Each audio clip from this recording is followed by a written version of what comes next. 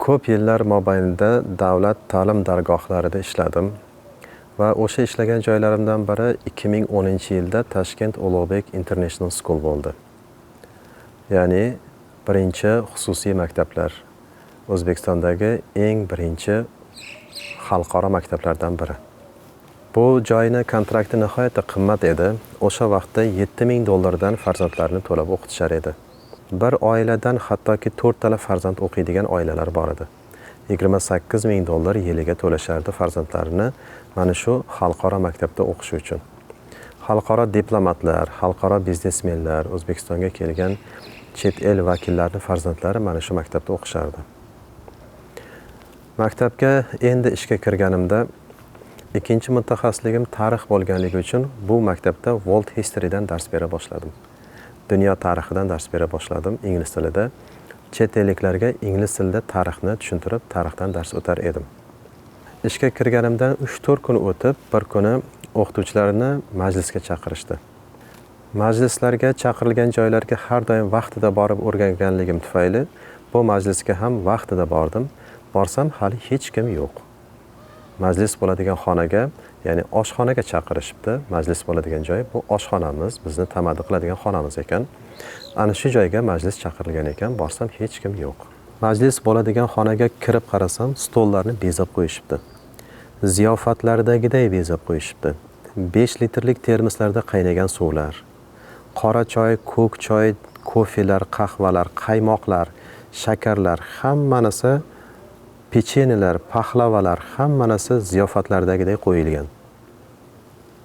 O vaqtlarda Demir degan supermarket bo'lardi. Hamma mahsulotlar ana shu Demir supermarketidan keltirilgan eng toza, eng sara mahsulotlar. Kirib, joylashib, o'zimga qahva va choylarni tayyorlab, pahlava va pechenyelardan tanovul qilishni boshladim. Shu vaqt rus sinflariga geografiyadan dars beradigan bir qari yoshli rus ustoz kirib keldi. Va rus ustozga men aytdim, bu muncha ham yaxshi ekan. Bunaqangi majlis bo'ladigan bo'lsa, bunaqangi ziyofat berib majlis qilishadigan bo'lsa, har kuni majlis qilsa ham roziman degan ma'noda hazillashib aytdim.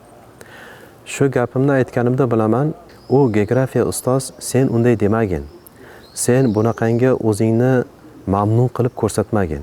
Sen ensangni qotirib hech narsani yoqtirmayotganday qilib ko'rsatishing kerak.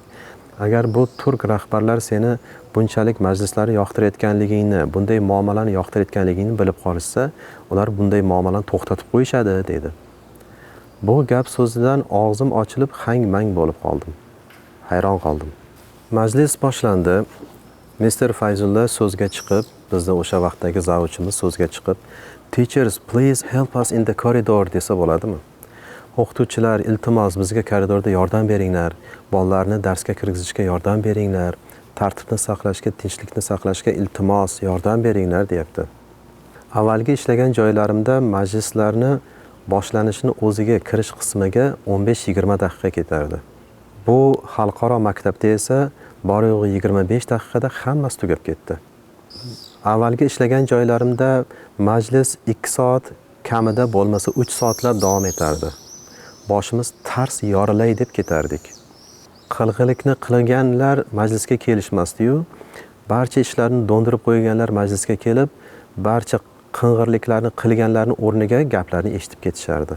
Tarelkalardagi pechenye, pahlavalar hech narsa qolmadi. Hammasini paqqos tushirib mazza qilib yeb oldim. Avvalgi ish joylarimda pahlava o'rniga, pechenye o'rniga kallamga kaltak yeb ketardim. Bu joyda esa qahva va shirinliklardan to'yib, rohatlanib ketdim. Rahbariyatga yana ham hurmatim oshdi. Bo'lar ekan-ku. Avvalgi ish joylarimda majlis tugagandan keyin uyiga borib, yotishdan boshqa hech narsaga yaramay qolardim. Boshim tars yorilay derdi. Kamiga bosh og'riq dori ichishga ham majbur bo'lardim. Bu joyda esa bosh og'riq dori emas, balki pahlava va pechenyelar yeb, maza qilib qahva va choylar ichishga to'g'ri keldi. Alloh rozi bo'lsin, Mr. Fayzulla, Mr. Orxonlardan. Mana shunday rahbariyatdan edi. Ularga hurmatim ana shunda juda ham oshgan. Rahbariyat ijobiy inson bo'lishi ham mumkinligini hayotimda tirik misol sifatida ko'rganman. Ishlashga yana ham shijoatim ortgan. yana ham mana shu joyda ishlashga muhabbatim ortgan. Bosh farzandim xalqaro universitetga o'qishga kirdi. Psixologiya fakultetiga, psixologiya yo'nalishiga. Shunda birinchi kurs bo'lishiga qaramasdan atrofdagi yaqinlar va uzoqlar hammasi bir xil maslahat berishdi. Abedgacha o'qib, abeddan keyin ishlab pul top deyishdi. Men farzandimga aslo unday qila ko'rma dedim. Aqling bo'lsa u ishni qilma. U xatoni men qilganman, sen bu xatoga yo'l qo'yma. Sen meni davrimda faqat va faqat o'qi. O'qishingga men kafilman. Senga nimaiki kerak bo'lsa men olib beraman. Sen hozir faqat ilm ol dedim. Abedgacha o'qib, abeddan keyin ishlab pul topib, baribir bir narsani qoyil qilib qo'ya olmaysan. Shahar markazidan 3 xonali uy ola olmaganingdan keyin, taginga hech bo'lmasa bitta Matizchani ham ola olmaganingdan keyin, unday ishlashning nima keragi bor dedim. Ham ish chala bo'ladi 4 yil mobaynida, ham o'qish chala bo'ladi. Ertaga sen o'qishni bitirganingdan keyin bu chala ilm bilan, psixologiya yo'nalishidagi chala bilimlaring bilan bir oilani muammosini hal qilish u yoqda tursin, tuppa tuzukkina yashab turgan oilalarni kerak bo'lsa ajratib yuboradigan darajada chala savod bo'lib yetishasan dedim. Shunday ekan, meni davrimda, meni homiyligimda sen faqat o'qishni o'yla. 4 yil mobaynida kallani bomba qilib, bor bilimlarni yig'ib, faqat o'qi, ilm ol, eng zo'r mutaxassislardan bo'lib, kelajakda eng zo'r psixologlardan bo'lishing kerak. Qizim, ishlama dedim. Abedgacha o'qishing bo'ladigan bo'lsa, abeddan keyin kechgacha kutubxonasida qolib, kutubxonadagi barcha kitoblarni o'qi. Barcha kitoblarni miyaga joyla, nazariyani hammasini joylab ol dedim. Agar universitetingning kutubxonasida kitob qolmaydigan bo'lsa, Alisher Navoiy kutubxonasiga bor. U yerdagi kitoblarni ham psixologiya, jamiyatshunoslik, oilashunoslik, farzand tarbiyasiga bog'liq bo'lgan barcha kitoblarni tezroq o'qi, miyani tezroq bilimlar bilan, ilmlar bilan to'ldir dedim qizimga. Chunki sen odamlarni miyasi bilan ishlaysan. Sen berayotgan yo'l yo'riqlar bilan insonlar izdan chiqayotgan hayotlarini tartibga solishadi. Agar sen biror joyda kichikkina xatoga yo'l qo'yadigan bo'lsang, insonlarning hayoti tartibga kelmaydigan darajada, orqaga qaytmaydigan darajada izdan chiqib ketadi qizim. Shuning uchun sen insonlarning hayoti bilan o'ynashma. Hozir meni davrimda ishlama qizim. Bilimni nihoyatda kuchli qilib ol. Haqiqiy ilmni o'qi. Kitoblarni kamida 500 ta 1000 ta kitobni 4 yil mobaynida o'qigan dedim. Hozir vaqting borida o'qi. Chunki keyin o'qishing kerak bo'lganda vaqting bo'lmaydi. Men universitetda, oliygohda o'qigan yillarim bizlarni paxtaga olib chiqishar edi. 3-4 sentyabrdayoq paxta dalasiga chiqib ketardik. Partani, universitet partasini, risoladagi kitob daftarni ko'rmasdan turib paxta dalasiga chiqib ketardik. Shu bilan taxminan 10-15 noyabrda qor yoqqandan keyingina qaytib yana o'qishga qaytardik.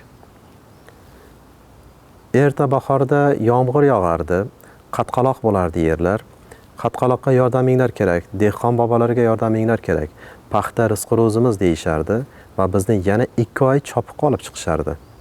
Biz yomg'ir qotirgan yerlarni yumshatish uchun va o'sgan o'tlarni chopish uchun chopiqqa dalaga chiqardik. Aprel, may ana shu paxta dalalarida yurardik. 9 oy o'qish bo'ladigan bo'lsa, 5 oyi paxta dalasida o'tib ketardi. Sentyabr, oktyabr, noyabr paxta dalasida biz paxta terardik. Aprel, may oylarida paxta dalasida chopiq qilardik. Biz paxta va chopiqdan qaytib kelganimizdan keyin sizlar o'qishdan qolib ketdinglar, endi programmani yetishtirib olishimiz kerak deyishardi va kuniga 5 paralab dars qo'yishardi. Ertalab soat 9 da darsga kiradigan bo'lsak, kechki payt soat 4:30-5 da chiqib ketardik. Ertalab 9 dan soat 5 gacha bir partada bir joyda qimirlamay o'tirgan odamdan kim ham chiqardi? Qo'lida ingliz tilini biladi degan diplomi bor bo'lgan, ingliz tilini bilmaydigan odam chiqadi. Shunday bo'ldi ham. Biz universitet bera olmagan bilimlarni o'zlashtirishimiz uchun boshimizga ishlash tushganda, o'quvchilar bilan ishlash tushganda, ularning savollariga javob berish uchun o'zimizni ustimizda ishlab, yillarimizni ketkazdik. 4 yil universitet bera olmagan bilimlarni egallash uchun mustaqil o'zimizni ustimizda ishlab, nihoyatda ko'p yillarimizni ketkazdik. Anton Pavlovich Chekhov aytgan ekan: Agar teatr sahnasi ochilsa-yu, devorda bir miltiq osilib turgan bo'lsa, bilingki, mana shu teatr tugaguncha o'sha miltiqdan yo otiladi, yo o'sha miltiq haqida gap so'z boradi degan ekan. Doim o'quvchilarimga ham, farzandlarimga ham bir gapni qayta-qayta takrorlayman. Mana shu iqtibosga amal qilinglar. Siz hozir bir kursni o'rganyapsiz, masalan, ingliz tilini o'rganyapsiz yoki bir kitobni o'qiyapsiz. Demak, bu sizni hayotingiz mobaynida, to mana shu hayotingiz tugaguncha bo'lgan davr mobaynida qayerdadir sizga asqotadi. Qayerdadir mana shu miltiq otiladi. Mana shu ingliz tili sizga qayerdadir kerak bo'ladi. Mana shu o'qiyotgan kitobingizdagi bilim, ko'nikma, malakalar, ilmlar qayerdadir sizga kerak bo'ladi. Sizni Alloh taolo ana shu kunga tayyorlash uchun mana shu kitobni o'qityapti. Alloh taolo ana shu kundagi imtihondan chiroyli o'tishingiz uchun, muvaffaqiyatli o'tib mukofotga ega bo'lishingiz uchun Alloh taolo sizga ingliz tilini o'rganish kursiga yuboryapti. Sizda ishtiyoq paydo qilyapti. Ingliz tilini o'rganish uchun sizda harakat paydo qilyapti. Va bundan siz foydalaning. Toki bir kun kelib, sizni boshingizga ana shu miltiq otiladigan kunga kelganda, ana shunda ingliz tili kursini boshlagan ekanman u, bekor tashlab ketgan ekanman. Agar ana shunda ingliz tilini oxirigacha o'rganib qo'yganimda, hozir mana shu yerda asqotar ekan deb qolmang. Ana o'shanda miltiq otilgan bo'ladi. Miltiq otilganda, miltiq o'qi nishonga borib to'g'ri tegishi uchun siz bugungi qilayotgan ishingizni puxta mukammal qiling. Ingliz tilini o'rganyapsizmi? Puxta o'rganing. Toki ana shu miltiq o'qi to'g'ri nishonga borib tegsin. Bilimlarni, kitoblardagi bilim, ilmlarni olyapsizmi? Ularga to'g'ri amal qilishni o'rganing. Hayotingizga tatbiq qilishni o'rganing. Chunki vaqti keladi, ana shu ko'nikma, malaka, ilmlar sizga kerak bo'lib qoladi. Boshingizga ish tushganda ana shu imtihondan to'g'ri o'tishingiz uchun kerak bo'ladi. Rahmatli shayx hazratlaridan savol so'rashgan ekan. Biz sizdan qanday savol so'rashimizdan qat'iy nazar, har doim atroflicha, asosli qilib, hujjatlari bilan javob berasiz. Qanday qilib shuncha narsani bilasiz deyishgan ekan. Shunda shayx hazratlari javob bergan ekanlar. 2-3 kun oldin bir ma'lumotni o'qigan bo'laman. Biron bir ilmiy ma'lumotga duch kelgan bo'laman.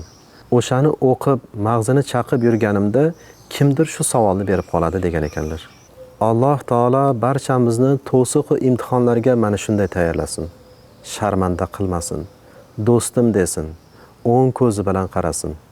Yuqorida xalqaro maktabdagi risoladagi majlisni esladim va qizimga, oliygohga kirgan qizimga, qizim sen o'qigin, faqat ilm olgin, sen ishlamagin dedim. Bu ikkala voqeaning bir-biriga nima aloqasi bor? Hayotimizda ish o'z sohibiga topshirilmagan holatlarni ko'ramiz. Masalan, bir korxona bir insonga topshirilgan u inson o'sha ishni, o'sha korxonadagi ishni eplolmayapti. Natijada nima bo'ladi? Natijada majlisbozlik bo'ladi. Xushkayfiyat o'rniga boshiga kaltaklash bo'ladi. Odamlarni stressga solish bo'ladi. Insonlar bir-biriga dushman, adovat ruhida ishlashadi. Chunki bu korxonani shu ko'yga solayotgan inson bir vaqtlar universitetda o'qish o'rniga boshqa ishga chalg'igan. Masalan, ishlagan bo'lishi mumkin yoki kamida o'qishiga e'tibor bermagan, o'sha ilmlarni to'g'ri egallamagan. Natijada nima bo'ladi? Ishni eplolmaydi. Ishni eplolmagandan keyin, o'zi bir ishni qoyil qila olmagandan keyin, uni ishini tanqid qiladiganlarni bosim ostiga oladi. Ularni ovozini o'chirishga harakat qiladi. Nima qilsinki, o'sha insonlarni yo'qotsin va uni qilayotgan ishini hech kim tanqid ostiga olmasin. Unga hech kim tik qaramasin. O'zini ishini eplolmagandan keyin, uni ishini tanqidga oladiganlarni o'zini kovlashtiradi va ularni u korxonadan quritadi. Bu esa butun bir jamiyatni ichidan yemiradi va butun jamiyatni boshiga tushgan balo bo'ladi. Alloh taolo barchamizni hayot sinovlaridan to'g'ri o'tishimizda o'zi madadkor bo'lsin. Farzandlarimizni oliygohlarga kirganda bu fursatdan to'g'ri foydalanib, to'g'ri ilmlarni o'rganib, chiroyli ilmlarni manfaatli jamiyatimiz uchun, iqtisodimiz, millatimizni ravnaqi uchun xizmat qiladigan zabardast insonlar bo'lib yetishlarini Alloh o'zi nasib qilsin. Faqat rivojlangan davlatlarga surishni emas, balki o'zimizni vatanimizga haqiqiy xolis xizmat qiladigan, fidokorlardan bo'lishlari uchun Alloh o'zi yor va yordamchi bo'lsin.